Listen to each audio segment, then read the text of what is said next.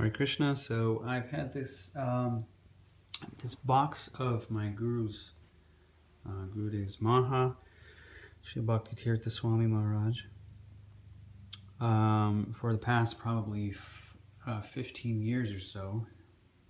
And in this box is just all kinds of Mahas that I want to kind of share. And this video, I'm not really sure where it's going to go. This isn't scripted. I don't really have a plan of what I was going to say or show here. But I kind of felt compelled that I wanted to share with the devotees something about Gurudev, Srila Bhakti Tirtha Swami, and just kind of my experiences with him, and kind of a meditation for me, but also perhaps for anyone watching this, kind of a meditation. Just kind of to have these memories preserved. I did write a small book about memories of my Guru Maharaj, but it's also just kind of just rekindles things. So let's just get in here and see. And I hope by showing this stuff, it doesn't make people feel like, oh, you know, Jayadev's just showing off, or he's just bragging about all the stuff he has. It's not really an ego thing. I'm very well aware that I'm not in any very exalted position or anything, and this is just, like I said, I just want to share to kind of enthuse others. First thing, just right on top, as I said, this isn't scripted. This is just, I'm going to randomly pull things out of here. This was given to me by, I believe, Garuda Das, and he said these were the prayers that were on Gurudev's wall, and he said that he would recite these every morning, which I thought was very wonderful. I think these were actually shared on the WhatsApp group, so these are already actually on there for anyone who's interested. It might be hard to find again. I guess you could always screen grab these or something if you wanted to really read them in depth or closely.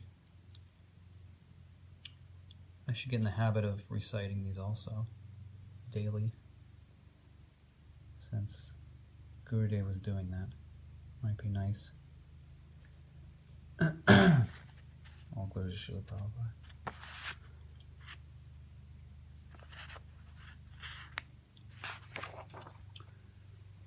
Some other random things in here. This is some of Gurudev's hair. It's actually Jagannath Pandit Das actually had given Gurudev a haircut that was at the Institute House at Gitanagari, and I was there as the secretary, servant, and when he cut Gurudev's hair, he just obviously threw the hair into the trash bin, and for whatever reason I reached in there and took some of the hair. So I still kept that hair of Gurudev, and kept it. And, some devotees have some of that I distributed. It's kind of strange, I guess, to say that you have your Guru's hair, but I do. His sock. Actually, there was another sock, which these were the socks that I was using to cut off pieces, and I was distributing those at the beginning when the WhatsApp group was started, and I was giving out these pieces of sock to the devotees in the little containers. So this is, as you can see, well worn Gurudev's socks. Very auspicious. He really must have danced a lot in these. This was actually, these were given to me by Mother Brajalila. The other sock is in the my other room. And then I had these shoes that he used to wear. He would wear these shoes. Actually, he didn't wear these shoes. These were at Gitanagari, and I believe they were from Nigeria.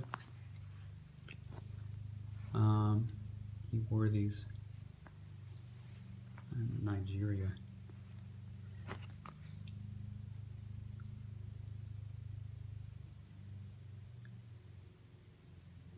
Made in Iran?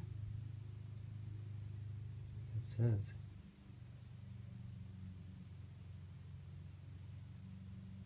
Made in Iran. I don't know where Iran is. Anyway, it's interesting.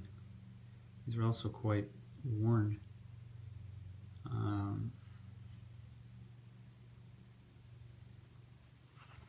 Quite worn. They don't feel very comfortable. They're very hard plastic. But this is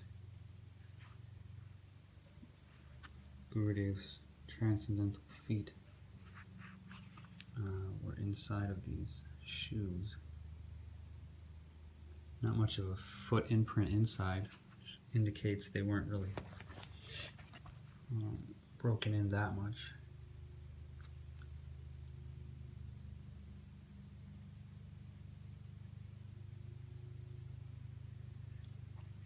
There's quite a spiritual potency just in holding these items, and just examining them.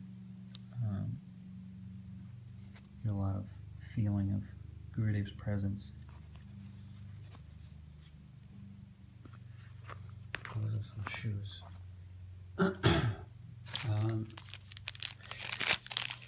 believe this was also from my trash digging.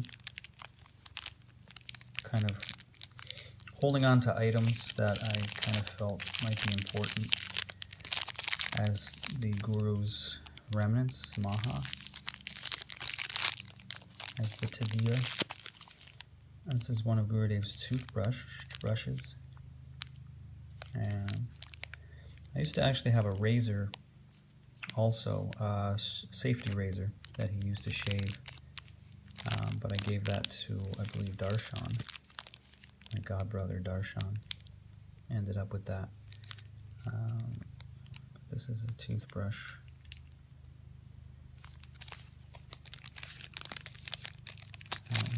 Seems sort of an off-brand.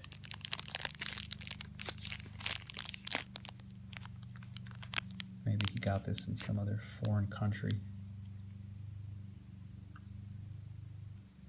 In English, this would be different. Not a nice word.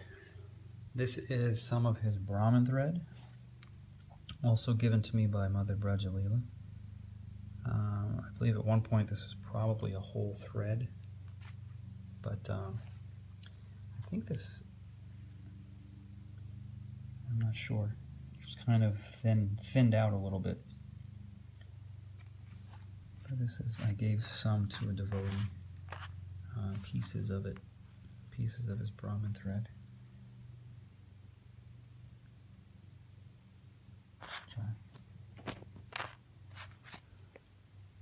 This is an outfit of his, also presented by Mother Brajalila. I believe I still have the entire outfit. These were the little, obviously, sleeves, the little button accents, and he had that on the collar. So when he would wear these, he had that nice little collar accent. I remember this quite fondly. I'm wearing these. It's the neck.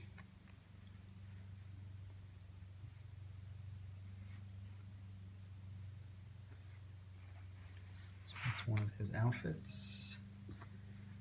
I never really looked in these pockets. I'm assuming there's nothing in them. Interesting if there was.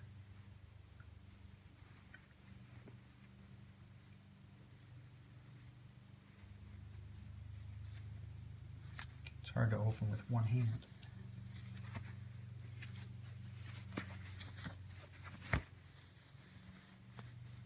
I don't think there's anything in the pockets.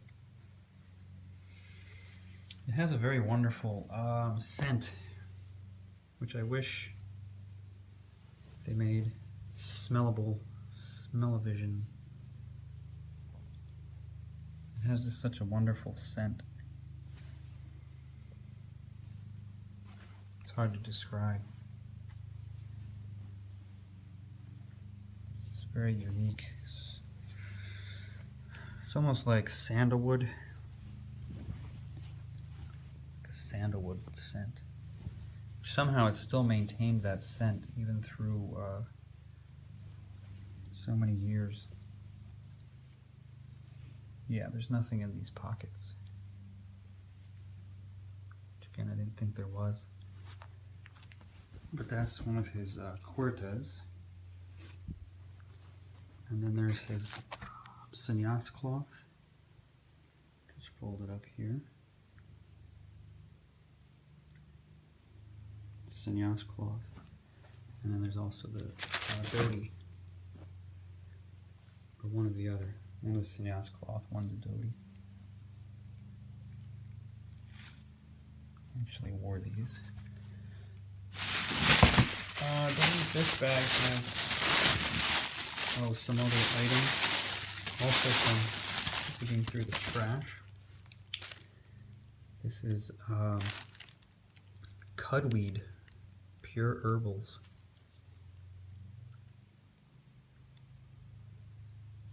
So he was taking this supplement. I believe this may have been for his prostate. I believe he's taking this. Never actually opened this bottle.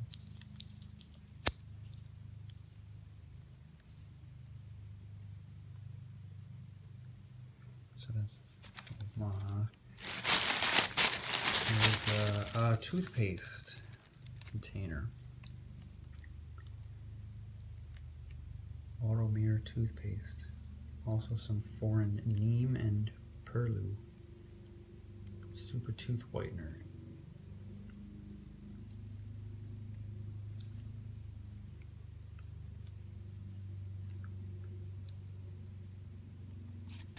Can't see what the batch is.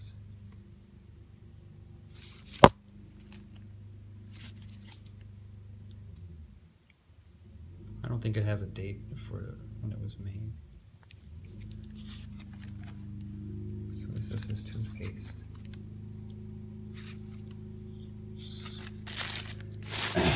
Sorry for the sounds outside. The neighbors mowing his lawn. Cetaphil. This is a small lotion. This was used when massaging his feet. I would use this sometimes. And these are beads that were given to me by Garuda Das. Apparently, the story was that Gurudev had asked, or had something with his beads. They were being restrung or something. And this is a lot of oil. Look what happened to that. Naturally, usually soft, but this got so hardened from the oil. It feels like a raisin. Still sticky. But the story was that Gurudev, his beads were getting restrung or something, or he had left them somewhere. Didn't have them for some whatever reason, and he asked Garuda if he had beads that he could borrow, and apparently these were these beads, and he chanted on them for a few days. I believe was the story Garuda told me. He chanted on them for 2 or 3 days, 4 days, something. So obviously our beads are all chanted on, but the guru is chanting on the disciples' beads. But these are, I guess you could say, chanted on more. So there's those. So there's all this maha of Gurudev. And then it just gets into random things. These are mostly letters and photos. Nothing really directly related to my Guru Maharaj. This is my first diary when I went to India. I don't know if there's anything in here about specifically Gurudev and being with him. And again, I don't know how much I would really want to share from these diaries. I believe he was there with us in Vrindavan for some part of this. Also, I was in Mayapur and traveled. I don't think I really wrote so much about my Guru Maharaj in these.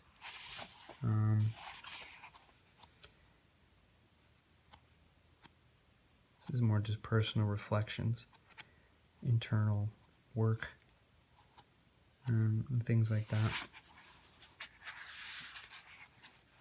It's surprising I didn't really say much about being there with him.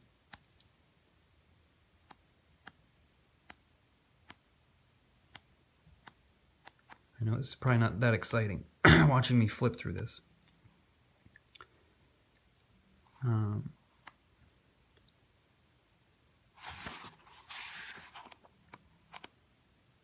Yeah, I don't see anything relevant to. This is a journal diary from when I was in Nigeria. So this is quite. Look at this mental ramblings. This is insanity. So some level of madness that I was experiencing in Nigeria. I don't think there's really much in here either about. God, this is disturbing. I wonder.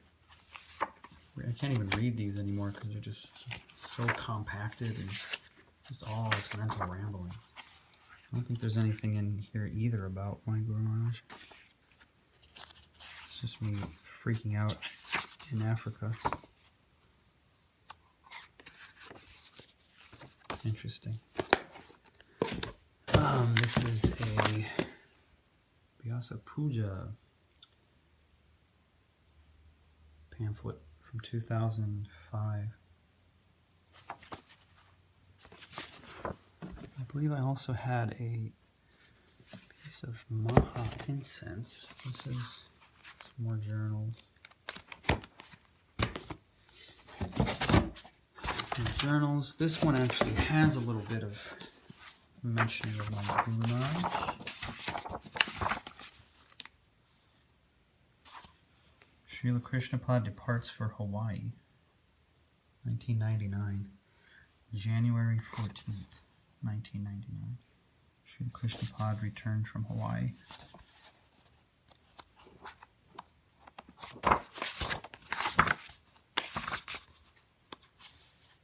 Naming ceremony, initiation, Vyasa.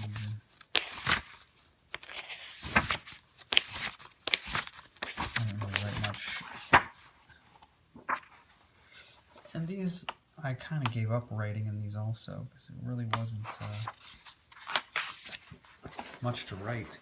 This is from December 98 to January 99. So this was January 1st, 2009, or 1999. Is that 20? Can't even do the math. It's 20 years ago. 99, 2009, 19.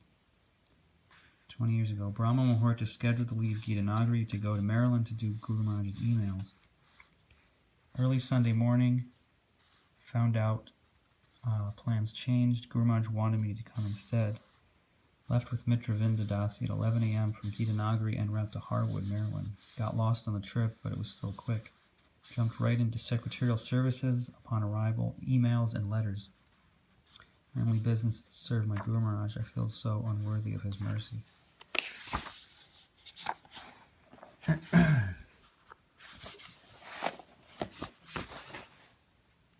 first week of January spent with Srila Krishnapad. What a very auspicious way to start the year. Guru Maharaj gave me a reflexology chart and told me to study the various points. I told him my father showed me some. He said in his amazed tone, "Oh, really?" We drove around D.C. today with Mitravinda driving. We went to several banks. At one bank, he was inside for 45 minutes and later told us It was because they had to track and locate a check that didn't cash and something to do with the books that were still stuck in Amsterdam. We also went to some video stores to find the Entity and Jesus of Nazareth and John. We didn't find any of them. I asked him, as things get chaotic in the cities, will the deities need to be moved? And he said yes, in many cases, and the devotees also. And then I asked if the preaching in the cities will stop for some time. To which he replied sharply, the preaching never stops, whether one is in prison, in a hospital, or leaving their body. For a true preacher, the preaching never stops. I felt enthused by his words. I'm excited to preach on the front lines in the midst of the chaos, the fall of material civilization. This is obviously indicating the year 2000, Y2K, getting in that mindset. Garuda stopped by to pick up audio tapes. Show New Institute update. Srila Krishnapal wants it more international. The emails and correspondence just don't stop. Guru Maharaj even made a comment about such and said there's never a break.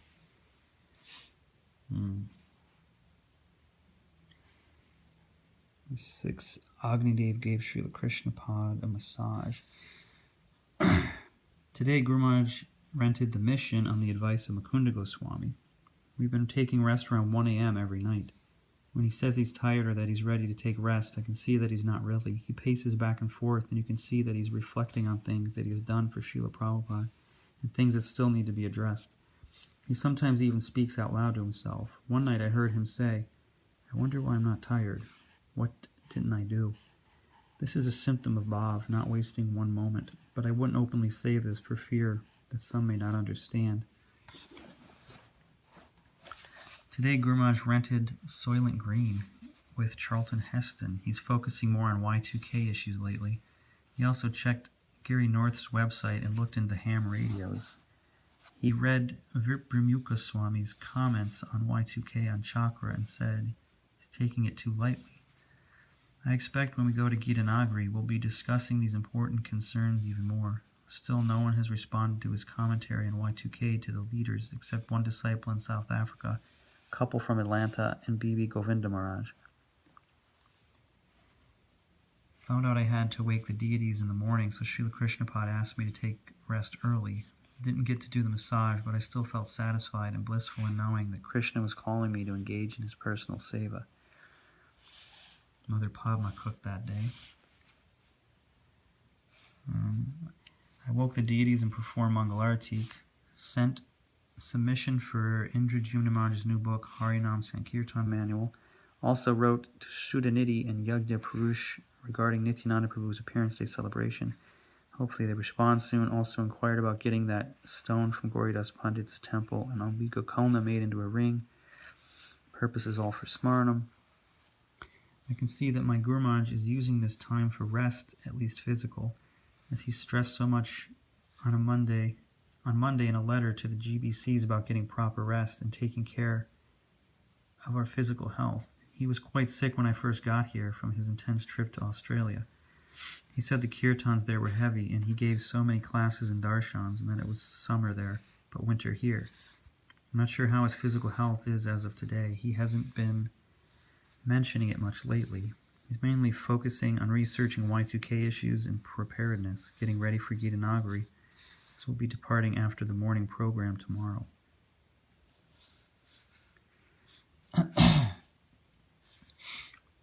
Oh,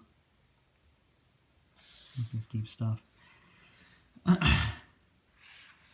There's a lot here. 1.8. Today I was upset at myself because I let myself become disturbed and angry, frustrated in my service to Srila Krishnapad. I was just so antsy and tired. I was getting so sick of emails. It was like pushing an envelope. Krishna was testing my mettle. I was almost at the breaking point of surrender. I wanted to shout enough. I can't take it anymore, but I didn't, at least not physically. Anyway, I became so offensive in that passionate state, and I don't like it. I have to check that and become more surrendered and humble. Krishna will help me because he loves me.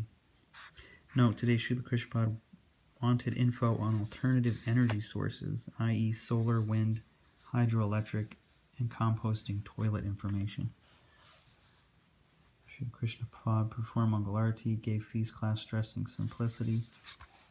Return to Gita Nagari, no stopping of the email. 3-hour darshan upon arrival. This is something about the deities. There's so much in here. I forgot I wrote this much. I'm writing backwards, trying to remember these experiences, as it is now almost a week later. I think it was this day that I experienced a nervous breakdown. I was feeling so overwhelmed by so much service, no prasadam, and very little rest. I felt like I was going insane. It was so intense. It was so intense that I was in tears as I was putting the deities to rest. I imagined that what must it be like to fully surrender to Krishna? Was this something like that? No, I was feeling disturbed due to selfishness, still considering what would be pleasing to me. I was not happy and content with so much intense service. Rather, I was feeling pain and discomfort. It was a very powerful experience, an intense purging and cleansing of my heart. It was a deep down cleaning that will leave lasting impressions on my consciousness. My spiritual master is so merciful to push me in this way. Thinking back on the specific events of each day is difficult, especially when the passing of many days. All I can remember is email, non-stop correspondence, and of course being able to massage Srila Krishnapad's knees and feet every night. Most things, though, are simply a blur, which is why it is so important to write things down as they happen. But I never had time to write because of so much service. But I promised to record things in the future as they happen, so as to get a more vivid, colorful reflection of Srila Krishnapad, which I really didn't much. I don't want to get into too much personal stuff.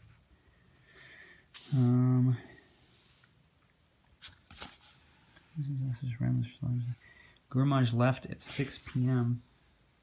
en route to Maryland. Bhakta Marcus picked him up, and Mother Indrani also went with them. First thing I did when he left was eat his remnants from lunch. It tasted like nectar. I hadn't eaten the whole day, and I had been running all over the place. This is always one of my purifications, the fact that I barely eat when personally serving my Guru Maharaj. I literally lose weight when I'm personally serving him. This is one of the things that makes this service intense. Try barely eating and barely sleeping, and then having to function throughout the day and execute various services. It's intense, and there's no breaks. Srila Krishnapad never slows down. He doesn't waste 1 second. Will I ever be able to come up to this level of devotional service?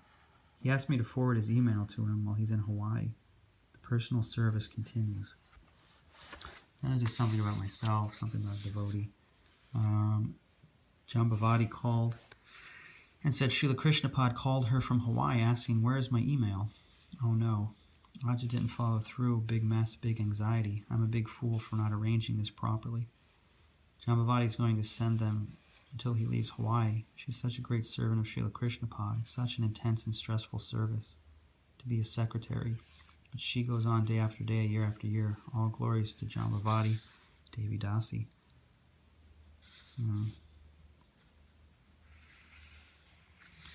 This is nothing about him. And then it ends.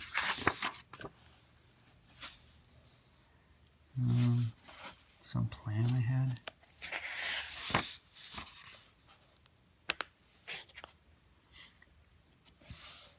I kept getting signs that I should record all events and experiences of Srila Krishnapad during 1999. This is a very dynamic and exciting year. It's a year of preparation, acceleration, spiritual growth. Material civilization, as you know, will come tumbling down. Wow, that didn't really happen, did it? Y2K. In that way, at least. That's not a criticism, just it was still important how Gurudev was sort of directing and guiding us, and not so much that it was about the world is going to end, but sort of focusing us and accelerating, the focus on simplicity and, higher living, simple thinking, which is what he was trying to spearhead there at Gita Nagari. As you can see, the entries stopped dead cold by the 18th. I decided not to use this journal to record all events and experiences. It is not really designed for such. Rather, I will use this to record events when I am physically in the presence of Srila Krishnapad and personally serving him. And that way it becomes more of a record of history of him and not necessarily me. And then it just stopped. Naming ceremony for Kalpa and Lagima's baby.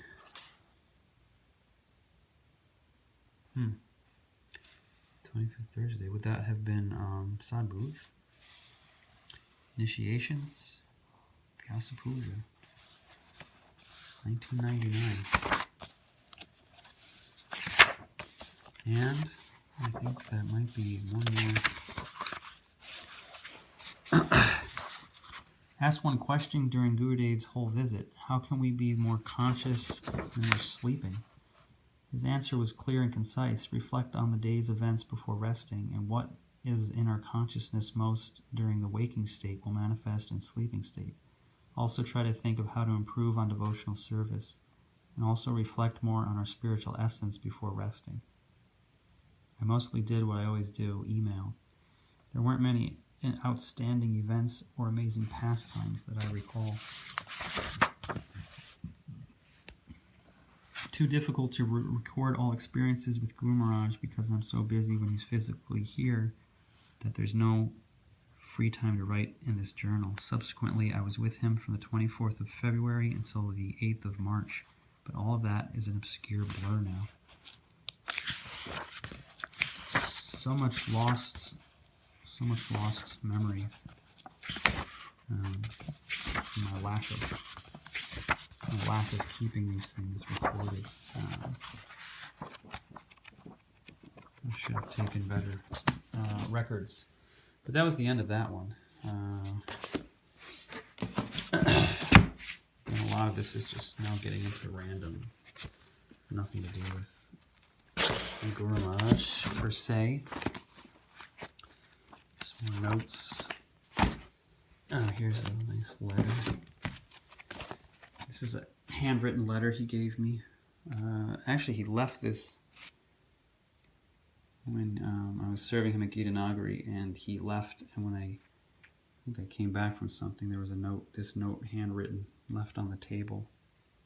Jayadev, when you get Shikshastakam tapes back, let Leela Kata help you to edit, as she is an English major. Thank you so much. Thank you for so much wonderful service. You did very nicely, even though I am so demanding. Love, BT Swami. That one punches me in the gut. This is two-sided, but I'm not going to take it out of the thing. This was his Vyasa Puja offering to Srila Prabhupada. Thank you for rescuing me. And that's a long one. So you can see all of his notes, how he would change words, edits as he's writing. My dear Srila Prabhupada, my dear Father, my dear Eternal Father, Srila Prabhupada. It's interesting to see his process. And again, there's more on the back, but I'm not going to go through the whole thing.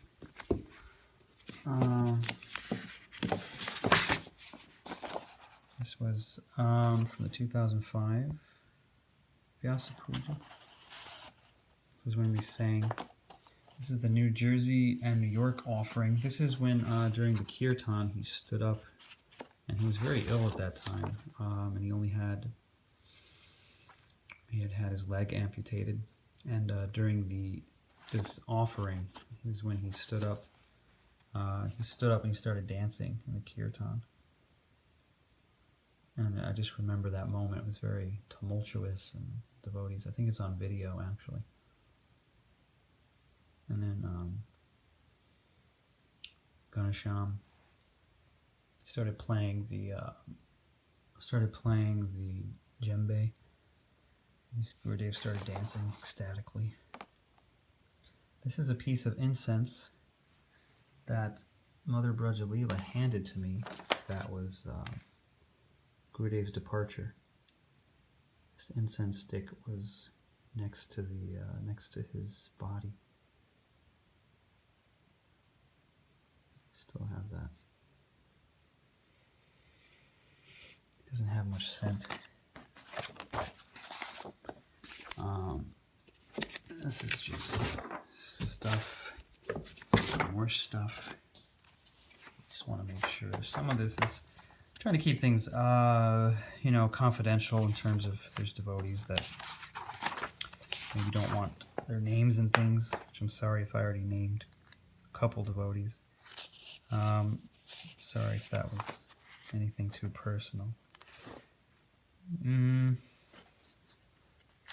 There's some writings here, some emails that I had printed out.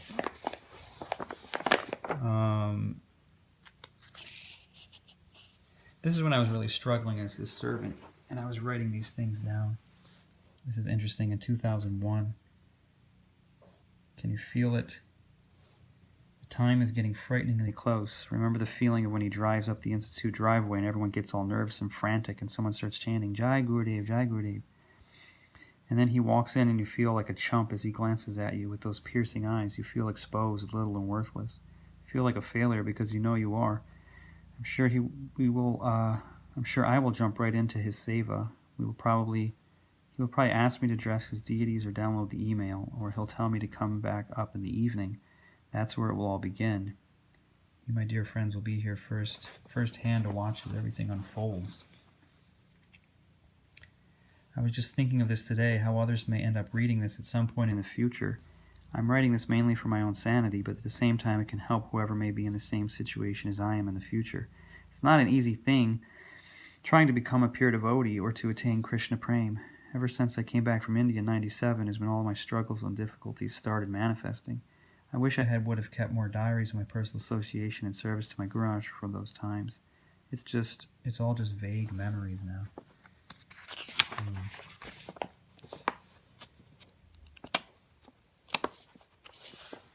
I used to think I was so surrendered and advanced, and then Africa happened. Even now I feel the repercussions of that trip and that experience, it humbled me like anything. I don't know what the future has stored for me. I guess we'll watch as it unfolds before our eyes. At least one good thing is I don't feel as much fear as I did last time Gurudev came back. It's now more like excitement mixed with anxiety. Why is this such a struggle for me? Well, we already analyzed that. There's no need going over it again and again. Better just go to sleep. Tomorrow's a new day. So you can see I was really struggling in the intensity of the seva.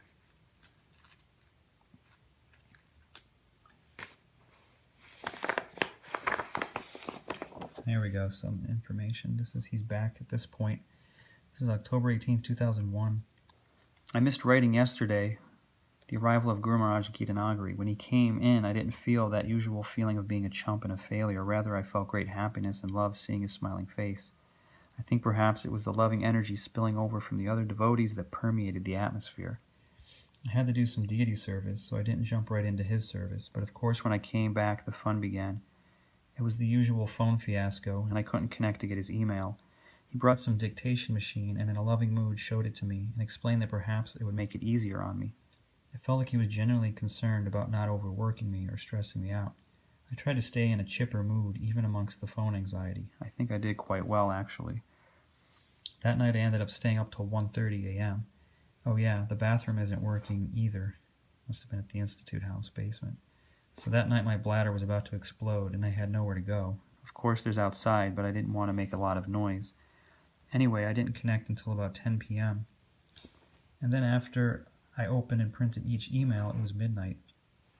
I did my email, and then I walked down to the temple, to the Brahmachari ashram. By the time I was in bed, it was almost 1:30. Needless to say, I woke up late to dress the deities. About 5:45, someone came knocking on my door.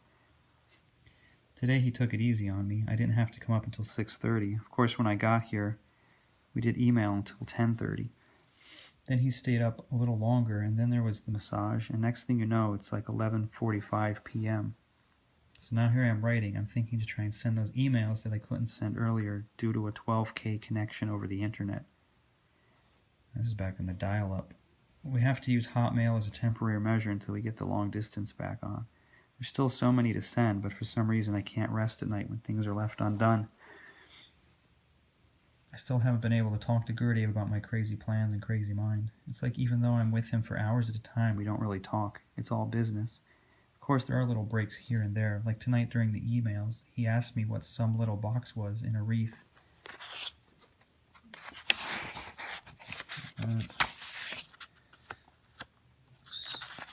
He asked me what a little box was hanging in a wreath on the porch.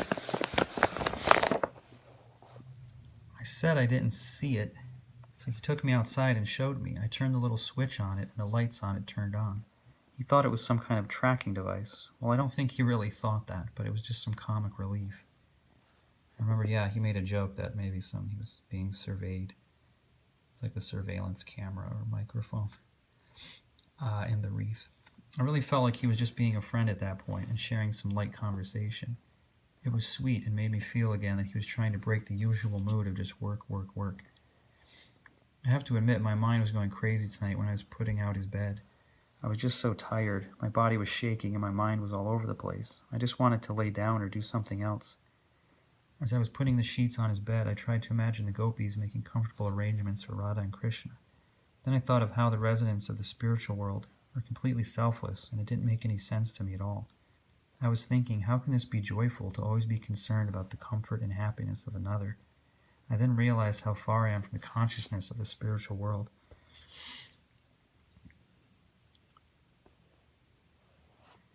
I don't know if I should read all of this. There's just so much here. I'm feeling some anxiety in expressing my mind to Gurudev. I keep wondering why he doesn't ask me. It's not really about him. I guess I kept wanting him to ask me, how are you doing? I don't know. Again, I don't want to share things in here of other people's names. This way,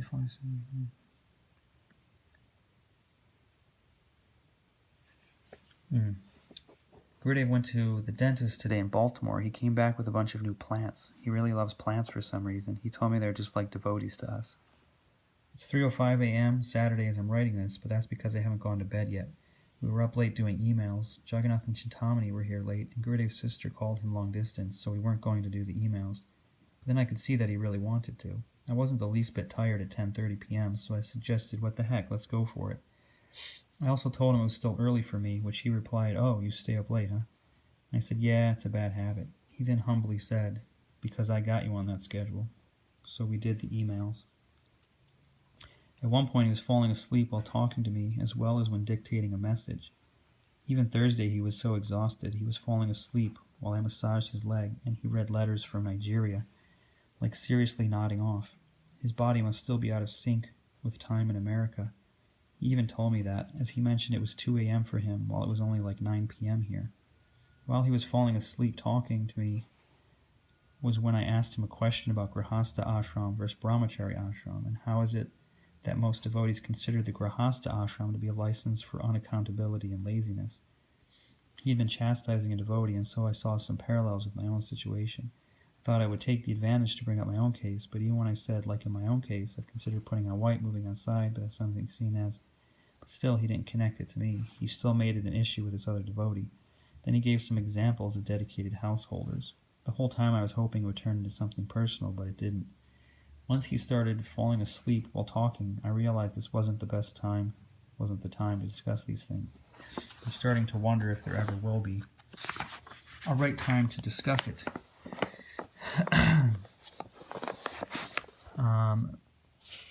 Being in his personal association just makes everything else look so absurd, like moving out and whatnot. But you have to admit, this is like the third or fourth time that I've considered it and really contemplated my ashram. I guess I really do need to still speak with him about this. Sheesh, and I haven't even got to the Srila Gaura Govinda Maharaj disciples' questions either.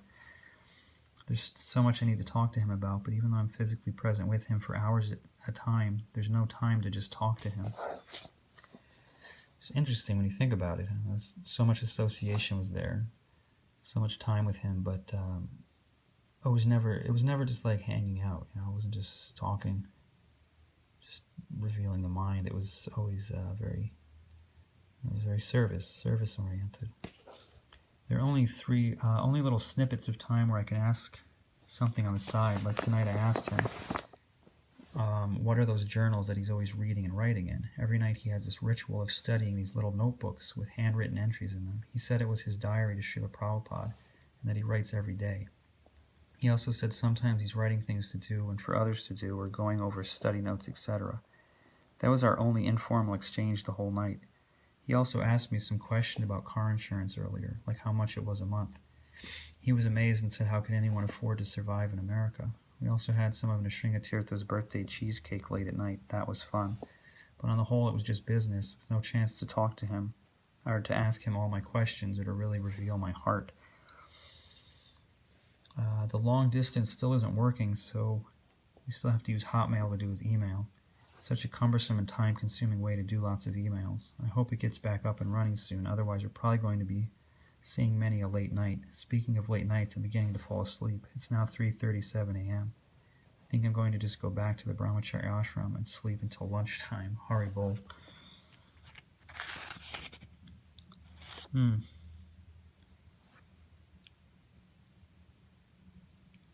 This is a lot, huh?